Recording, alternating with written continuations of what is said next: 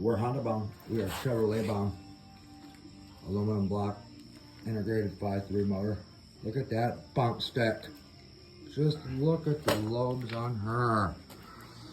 Look how much bigger they are than the actual cam bearing part. Oh man, there's the stock boy that came out. And that is gonna be a lot.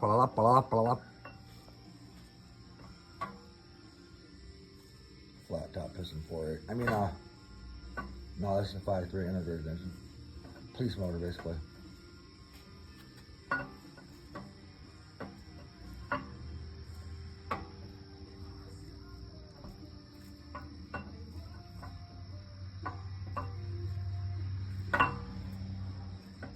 When you get to the very back, you got a cam bearing way back there, so you got to compensate for that. I can't believe it's actually going. The kid lobes it just too big, you know what I mean? Big old fat camera shot. That's your last one right here. So you got to pull it down. Yeah, there you go. How do I know? Because I know. Look at that, brothers.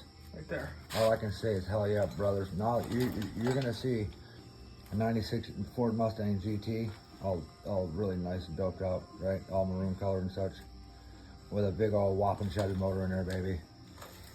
You seem to be able to stop it like whoppada whoppada whoppada whoppada whoppada whoppada whoppada. The whole car's gonna be shaking like it's ready for the drag strip. Watch.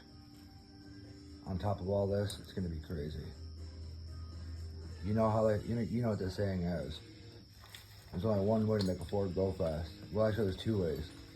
One way is to pretty much drain your bank account and put it into a Ford motor, or you can buy yourself a Chevrolet motor. Just go ahead and get on there. There you go, brothers.